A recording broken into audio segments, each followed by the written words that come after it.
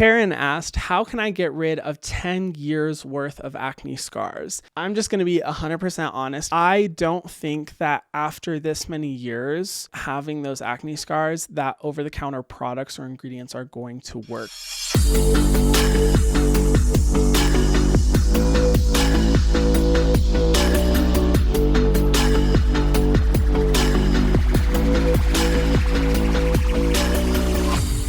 Hello everyone, and welcome to Justaposition, the podcast where we explore mental health, vulnerability, and personal life journeys. So make sure you subscribe to the YouTube channel if you haven't already, and listen to new episodes out every Thursday wherever you listen to your podcasts.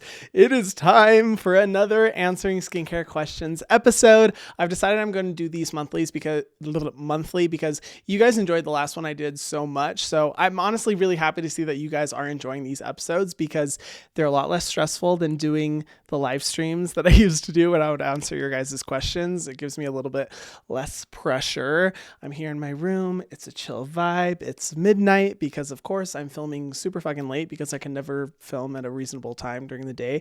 And we're feeling good. We're feeling great. We're caffeinated.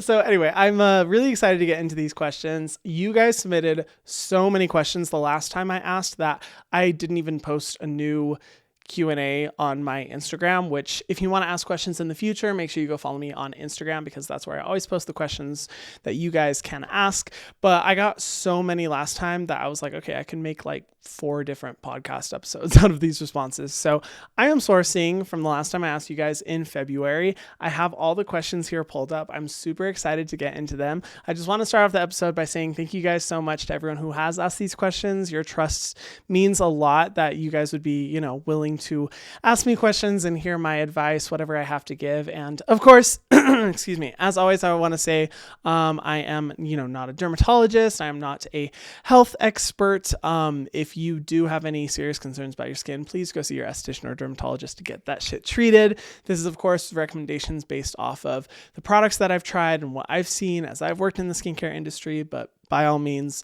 please do not take this as medical advice because that's not what it is. But without further ado, let's just get into the questions that you guys asked. I'm super excited to respond to them, and let's just jump into it. Zaria asked a really good question. I don't think I've been asked this before, but it did throw me a little bit for a loop. I was like, I really have to think about this one. She asked, if you could choose your top 3 skincare brands, what would they be and why? And this is so hard for me because, oh my God, it's like choosing brands is so difficult because every brand, most brands have at least one product that I like. And, some of them have a bunch of products that I like, and it's really difficult to tier them. But I remember doing a video on my YouTube channel, which you guys should watch if you haven't already, where I ranked all the different skincare brands that I've talked about on my channel that I love, and kind of ordered them from my favorite to my least favorite. And of course, number 1, I just have to say it, Selfless by Hyram, naturally is my number 1 pick because I was able to help formulate the product. So it's literally exactly what my skincare philosophy is and everything that I look for in a brand. So Selfless by Hyram is my number 1 pick, but I figure that's a given. The other 2, I would have to say, I remember saying that tying my brand, or it's so hard to say it's a tie because it's really not. I do like my brand more, but this brand I absolutely love. Crave Beauty. It's just a phenomenal brand. Every single one of their products, almost every single one of their products I use on a regular basis, fantastic formulas. Leah Yu is a genius and an inspiration to me just in the dedication that she puts into the products she formulates. The Great Barrier Relief is an incredible product that I think everyone should use because it's so good for repairing your moisture barrier and really helping to heal your skin. I use the Makeup Rewind cleansing product every day too to help remove sunscreen from my face before I go in with my cleanser. What else do I use? The Matcha Hemp Hydrating Cleanser. Such a good product and one that's really grown on me over time, especially when my skin is a little bit more on the drier side. Such a good brand. If you haven't tried Crave Beauty already, I highly, highly recommend them.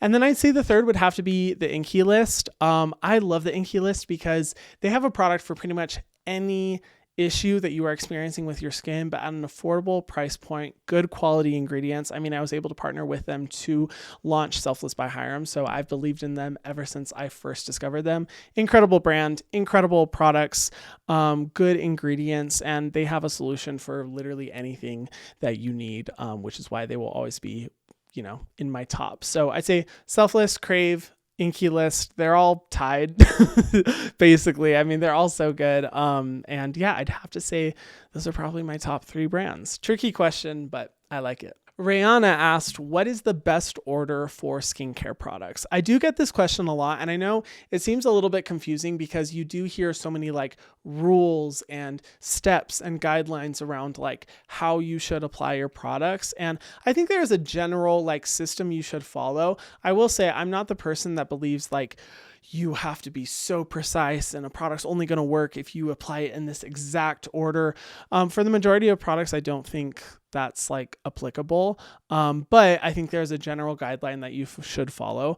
Obviously, the first is cleanser. So you want to use your cleanser first to remove any dirt, makeup, sunscreen from your skin. If you do have like a cleansing balm or a cleansing oil, you obviously want to use that before a water-based cleanser, because a cleansing balm or a cleansing oil will help to break up anything that's on your face, oil, sebum, makeup, sunscreen, and then the water-based cleanser will help to remove all of that from deep within your pores. So first is cleansing. Second, you want to go in with a serum. The reason I recommend going in with a serum before like a moisturizer, for example, is serums have really concentrated ingredients that operate best when they can be fully absorbed in the pores. So if you're using like an oil control serum or a niacinamide serum or a, anti-premature aging serum, whatever it may be, I always recommend applying that right after cleansing, because it'll help to make sure that nothing is obstructing those active ingredients from getting deep into your pores. Next, you want to go in with your moisturizer. So whether that be, a really rich moisturizer, if you have drier skin, a gel moisturizer, if you have oilier skin, I always recommend following up after a serum with a moisturizer. And then finally, sunscreen. Now, that is the one rule that I will always stand by. Sunscreen should always be the very last step of your skincare routine.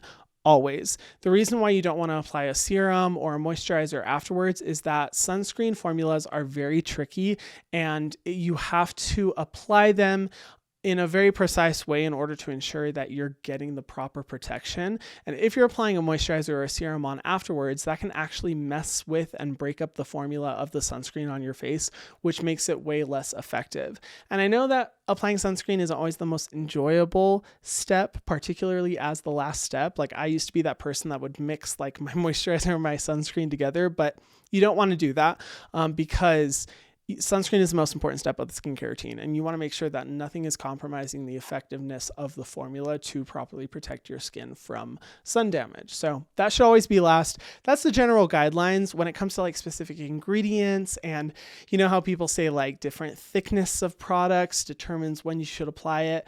I honestly don't really subscribe to that because at the end of the day, everything is, being put on your skin and will be active on your skin, but I do recommend following that general order in order to see the best results. Becca asked a good question. She asked, what is a retinoid purge?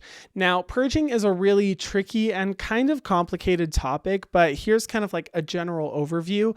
A purge is when your skin is essentially getting used to retinoid or retinol, whatever it may be, whether it's regular retinol or retinoic acid or tretinoin.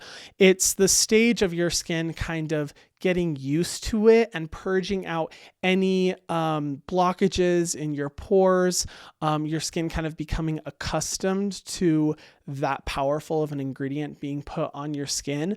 But here's the thing about purging. A lot of people think that like purging is kind of a normal thing that happens to your skin frequently, or it's something that lasts for a long time, but that is not true. If you do experience a purge, which isn't super likely, but it does happen, it should only last like maximum 1 week before your skin goes back to normal. And the reason why your skin purges is just because they're really strong ingredients in comparison to other ingredients out there. So your skin is kind of like, whoa, what is going on? What's happening? And it may put up a little bit of a fuss.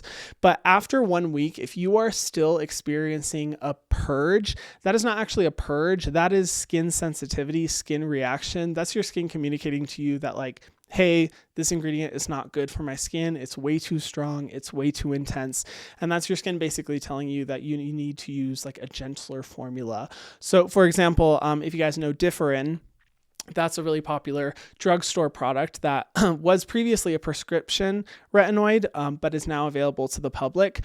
When I use Differin, my skin always breaks out. It's not something that just happens for a little bit. Like my skin will just consistently break out whenever I try it. No matter how long I kind of take in between application, my skin will always freak out. And that is not purging. That is a skin sensitivity, skin reaction. My skin cannot handle Differin. So it's important that you be aware of that, and that purging should not be lasting longer. And if you are noticing that purging is continuing, you need to use a gentler formula. Find a really gentle introductory retinol product that you can use. I always recommend the Selfless one, the Retinol Rainbow Algae Repair Serum, because it's, from what I've been able to find, one of the most, if not the most gentle retinol formulas on the market, which is great if you have more sensitive skin, if you're wanting to introduce your skin to retinol, to something you haven't used before. Find a gentler formula. And then if you're noticing that you're still seeing that reaction, then retinoids just might not be a good fit for you, or it could be good to go to a dermatologist. So that's my overall thought on purging. I know you'll see a lot of conflicting opinions about purging out there, but from what I've seen from so many different dermatologists, that is the general recommendation that they make. Okay, the next question is also related to retinol. Angela asked, I didn't know you shouldn't put retinol on damp skin. Is this true? Now, a lot of people don't know this, and this is actually something that I only learned I think a year or two ago. I've seen a lot of dermatologists talk about why you shouldn't put retinol on damp skin.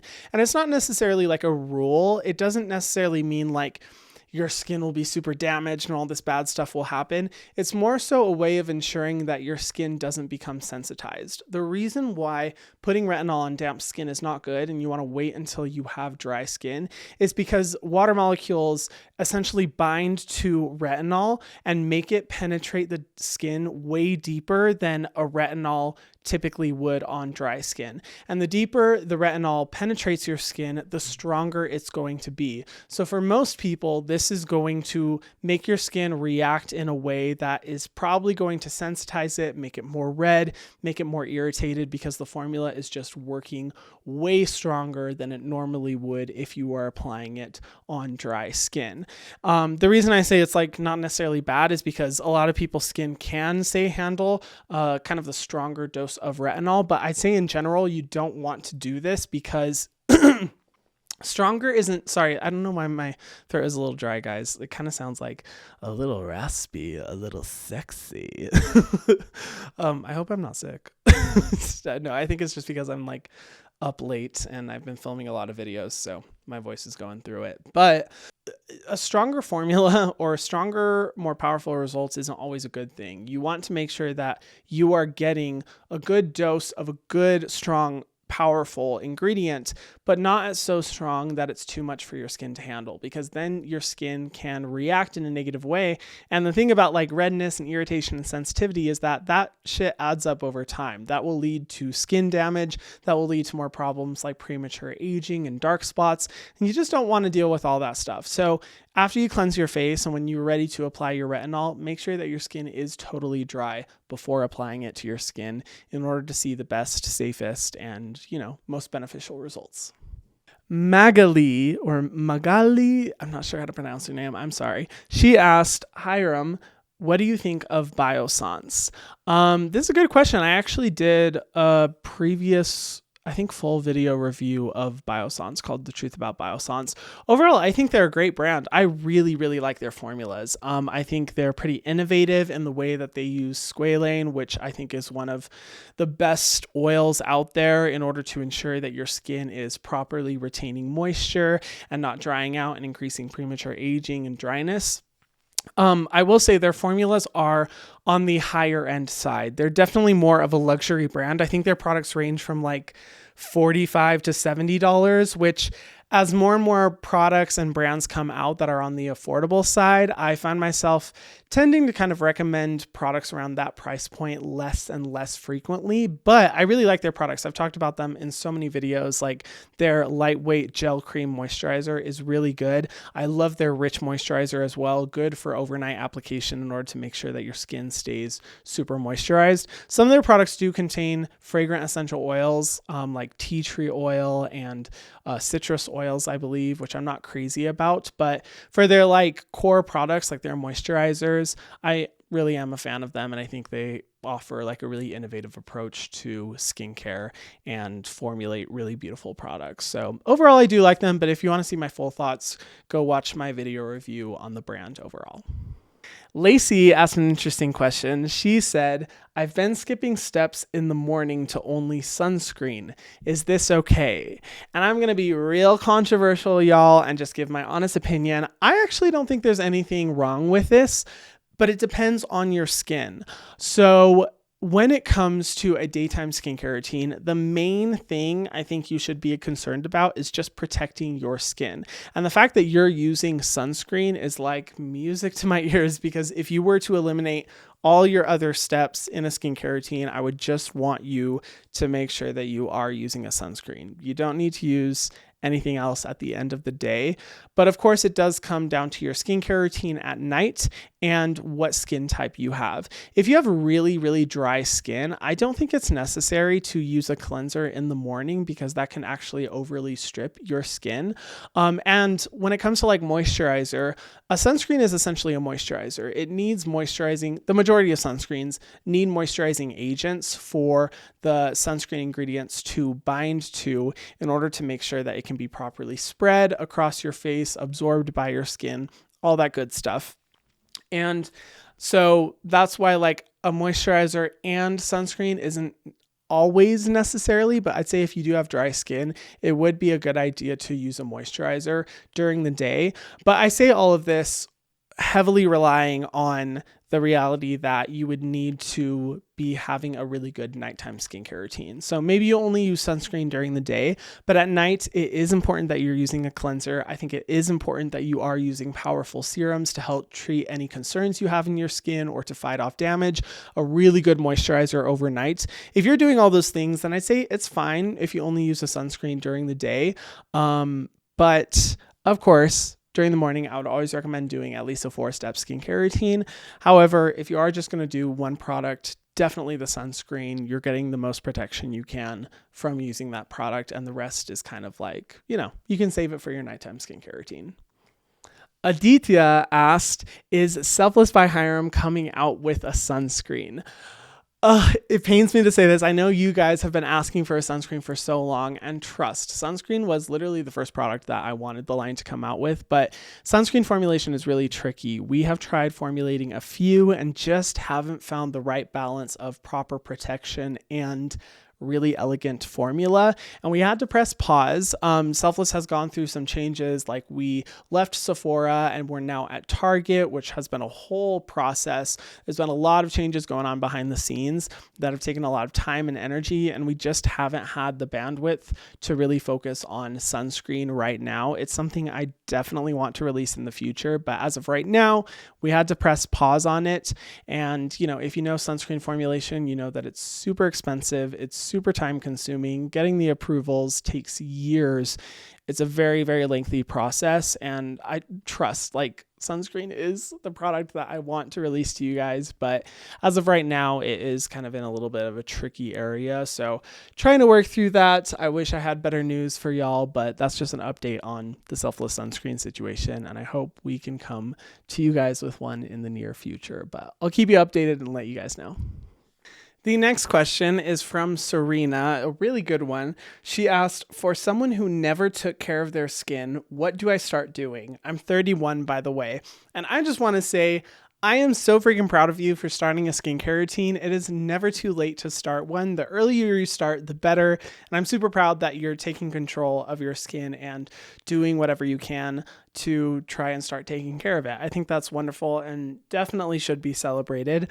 So don't worry. I know the whole world of skincare can seem super complicated. There's so many ingredients and it's very confusing to know like what to do. Excuse me. What to start with. And I always recommend just starting with the basic first 4 steps. I think like the perfect skincare routine really only needs 4 steps and you can build on it from there. But the main ones is cleansing, treatment, moisturizing, sunscreen. And I'll break them down. Cleansing is just to make sure you're getting all the dirt and all the extra sebum and oil on your skin, the makeup, the sunscreen off of your skin. It's a necessary part of your skincare routine, especially in order to prevent things like breakouts and acne. It's just a necessary step that you want to do every morning and every night. For the second step, treatment, which is my, I'd say, personal favorite part of the skincare routine, that is like serums or different products that have active ingredients like exfoliants or retinol or ingredients that help to repair your moisture barrier, things that help with probably the main concerns that you're wanting to start taking care of in your skin. So if you struggle with dark spots, if you struggle with premature aging, fine lines and wrinkles, acne, breakouts, dryness, redness, sensitivity, any of that kind of stuff, that's what the step of the skincare routine can help with. And I recommend going in with a good serum. If you're starting out, like find a simple serum, like a niacinamide serum or something that helps with oiliness or even like a good basic retinol. I recommend doing that as kind of like your introduction to the whole world of skincare. And I feel like within the treatment step, there's like the most options in terms of experimentation, but just start easy, find a good serum that you can start integrating into your routine. And then third is moisturizer. Now with a moisturizer, you want to make sure you know your skin type. And if you're curious about any of this stuff, I have a whole skincare 101 series on my channel that you can watch where I break down everything, show you how to use each of the products, which ones you should look for.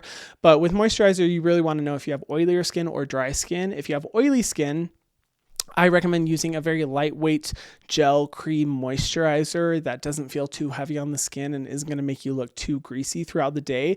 If you have dry skin, I recommend using a thicker, richer cream that feels very like rich on your skin to help make sure that your skin stays properly moisturized and hydrated throughout the day. And then lastly, the most important step, sunscreen, which is necessary for everyone. I know there's so many people who think they're excluded from using a sunscreen, but everyone out there should use a sunscreen. That's just to make sure your skin is protected from really every single issue out there, because 90% of premature aging is due to sun exposure alone. And sun exposure will only make problems like dark spots and of course, premature aging, but also breakouts, acne, sensitivity. It's going to make them all way, way, way worse. So finding a good sunscreen that you like is really important. If you want any of product recommendations, like I could go on forever, I honestly will just point you in the direction of my videos. Either the Skincare 101 series, or you can watch the best of 2022. I did each product category and my tried and true favorite products at any price range for each of those steps. But just start with those 4 steps. Focus on getting consistent with them. If it's hard for you to get into a routine, just start using one product at a time. Like start with sunscreen and then start using moisturizer and serum, work your way from there. But yeah, that'll help to make sure that your skin is taken care of. Don't get too many products at once. That's always my biggest recommendation to anyone who is starting in a skincare routine. You don't need to start with 8 steps. And it's probably likely that if you start with 8 steps, you're not going to be consistent with it and you're not going to follow through. And the most important thing when it comes to skincare is consistency. You're not going to see overnight results. You need to be very consistent with it, but that's what'll be able to help. I hope that clears things up a little bit for you. But like I said before, I'm so proud of you for starting now with taking care of your skin. Your future self is going to look back and thank you very much for what you're doing right now. So I'm proud of you. Burke asks, what are your favorite lip oils? Now, I'm going to be 100% honest. I am not an avid user of lip oils. I honestly would rather, here's the thing. My lips are perpetually extremely dry. It is the one part of my face that, man, it seems like nothing really works super well. There's a few products that do work, which I will recommend in a second, but my lips are the hardest area of my face to keep consistently moisturized. And lip oils, while they feel very nice, in my opinion, they don't perform super, super well. And I would rather use like a rich balm that has sealant ingredients to really help seal in that moisture. And I don't think lip oils do that as well. And a lot of lip oils tend to contain irritants and ingredients that I'm not really a fan of. So I'll be honest, I'm not an avid lip oil user. I am, however, an avid user of so many different lip balms because I'm always on the search to find a really good lip balm. Honestly, the long-term goal is to be able to make like a deep dive video where I recommend all the best lip balms out there. But I'll be 100% honest, there's like 3 that I use consistently that work pretty well. But beyond that, every other ones I've tried are just kind of like, they're just okay. But here are the 3 I recommend. First, the Glossier Balm.com. I overall am not like the biggest Glossier fan, but their balms are so freaking good. And it's one of the only products that consistently works super well to keep my lips moisturized and hydrated. I recommend the fragrance-free one, or if you're okay with fragrance, the mango one does like smell really nice, but I would recommend the fragrance-free one. Secondly, Tatcha Kisu lip mask. It is very luxurious. It is a high price point item, I will be honest, but it is the one that I can consistently use. I only have to apply it a few times a day versus like a regular lip balm where I would need to apply it like 15 times a day. It is so good. One of those little jars lasts freaking forever. I think since I discovered it like a few years ago, I've only gone entirely through like 2 jars, which is saying something. Like it lasts a really long time. So definitely recommend that one too if you're okay with spending a little bit more money on a lip balm. And then finally, if you want something super affordable, the CeraVe Healing Ointment always comes through and works pretty well for my lips. But here's a hack as well. If your lip balm is not performing to the level that you want it to, use a rich moisturizer that you have. Like if you're someone with dry skin, use a really rich cream moisturizer, apply it on your lips first, and then apply the balm after, because that'll help to make sure that your skin stays moisturized longer, because a lip balm will only kind of be a sealant. By putting a moisturizer underneath, it'll just help to ensure that your lips get as much moisture as they possibly can. So I hope that answers your question. I know they're not lip oils, but like I said before, I have yet to find a lip oil where I'm like, wow, that works. Most lip oils I've applied within like, 30 minutes, an hour, my lips are already super dry and I have to go in with a balm anyway. So hopefully that's helpful. Next, Layla asked, this is a good question. She said, which is your favorite, niacinamide, retinol, salicylic acid, or hyaluronic acid?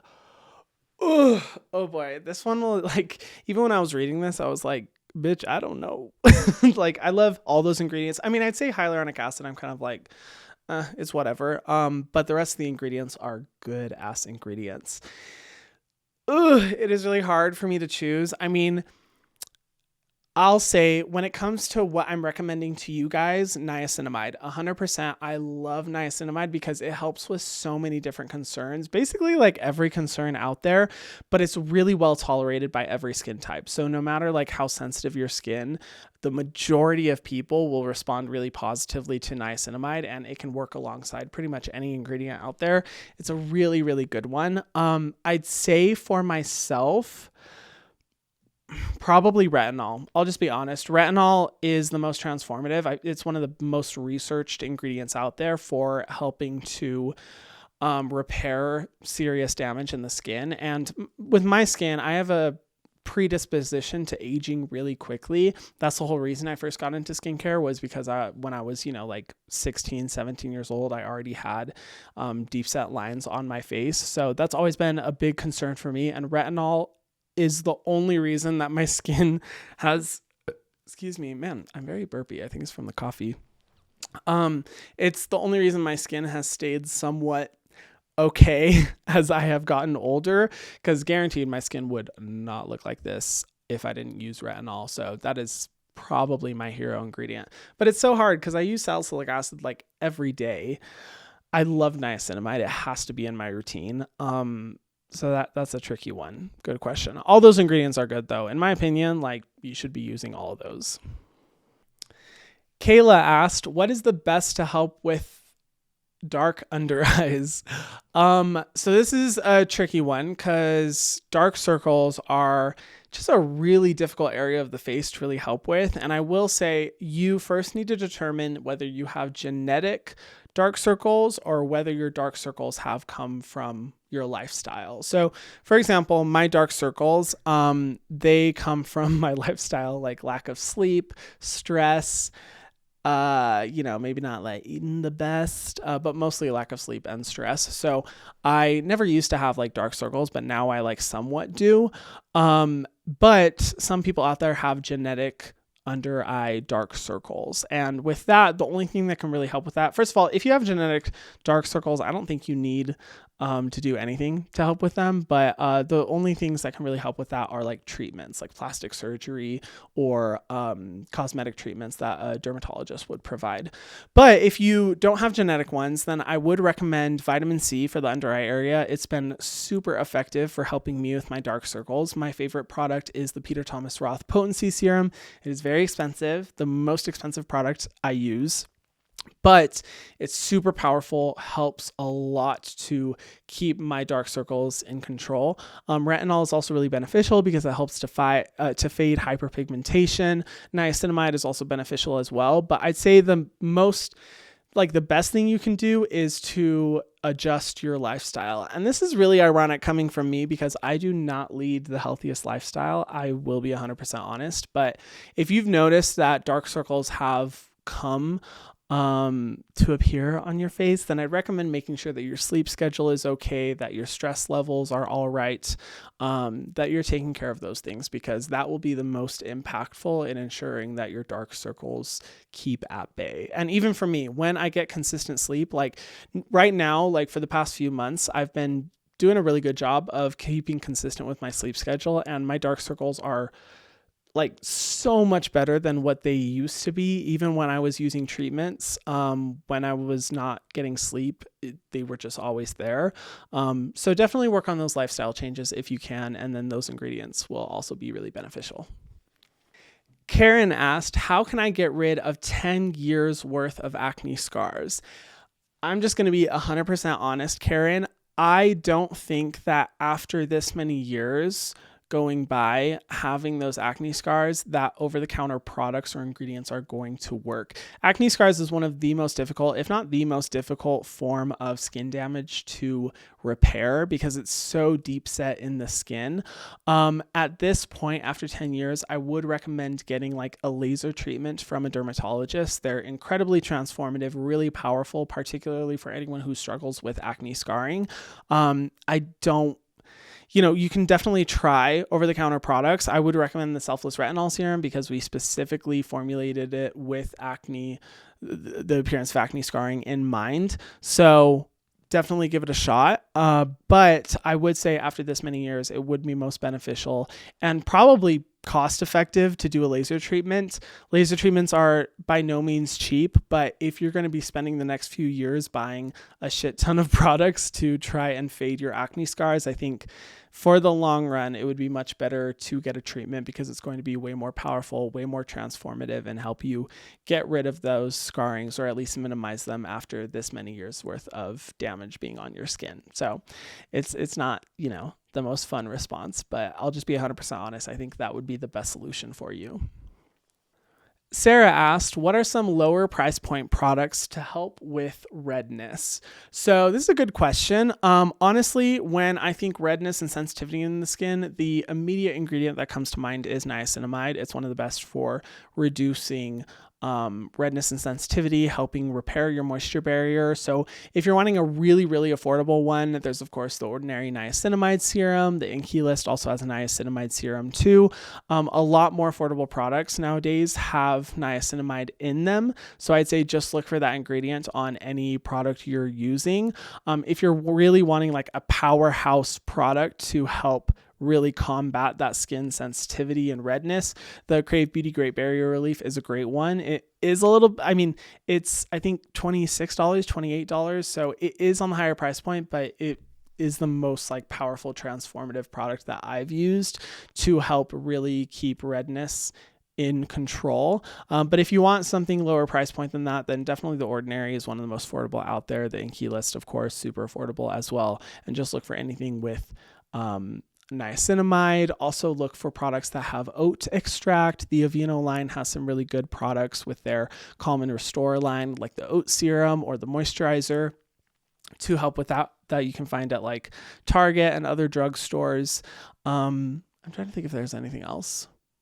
Mainly just look for those ingredients. That's the best thing that you can do to help combat that when it comes to finding like a really affordable product. Definitely look for those. Oh, also the e.l.f. Happy Hydration Cream is a good one to help reduce redness and sensitivity. And then for the final question, Mel asked, is your skincare line anti-aging? If not, any recommendations? So I'm just going to address this real quick. It's not something like I've talked about a whole lot, but I do want to bring it up just to put it out there. I'm personally not a huge fan of the term anti-aging because I don't think there's any shame in aging. I don't think there's anything wrong with it. Aging is natural.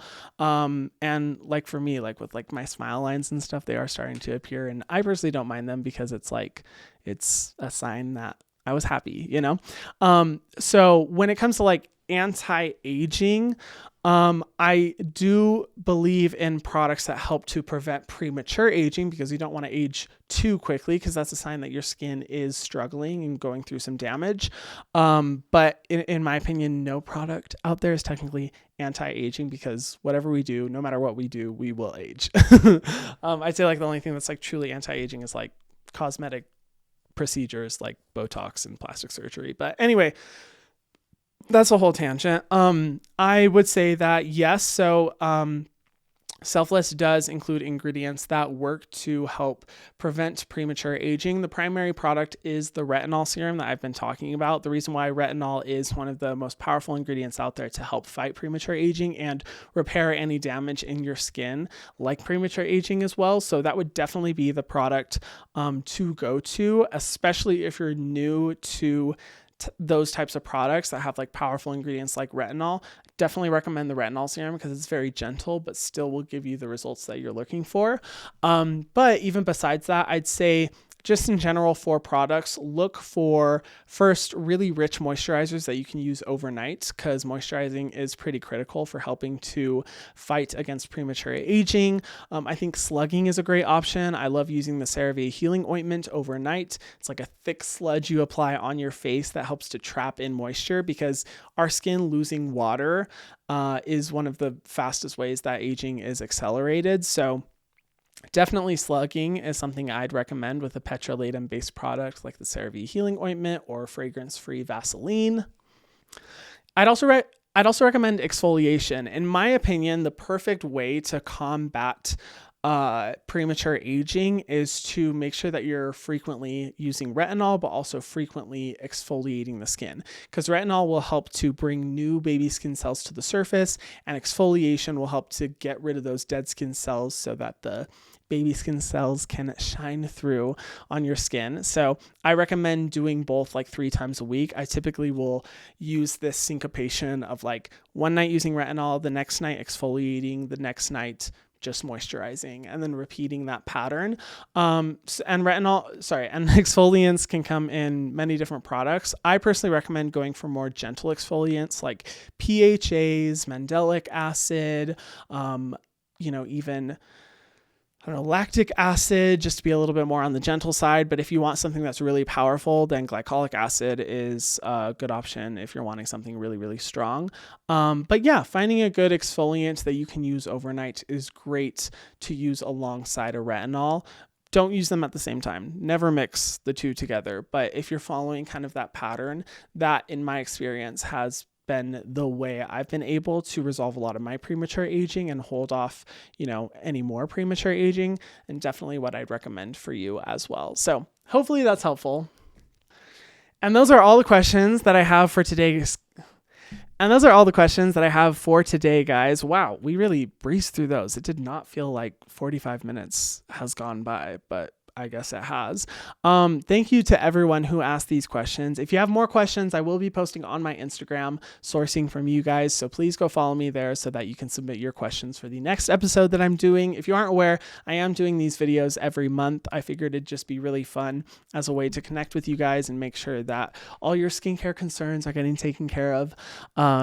For me to, be posting these once a month. So make sure you tune into the next one. And if you want more responses to other skincare questions, listen to the last episode from last month, because I did an episode just like this for that one. I guess I apparently had too much coffee because I'm feeling pretty energized and it is already 1 a.m. So wish me luck, y'all. I don't know when I'm going to be going to sleep, and it's a Sunday night and I have meetings tomorrow. But, hopefully I'll be able to fall asleep sometime soon. Anyway, thank you guys so much for listening to this episode. This has been a presentation of Cadence 13 on Odyssey Studio. New episodes out every Thursday wherever you listen to your podcasts. Make sure you go subscribe to the YouTube channel as well if you want to see me and interact with other people in the comment section. And I will see you guys in the next episode.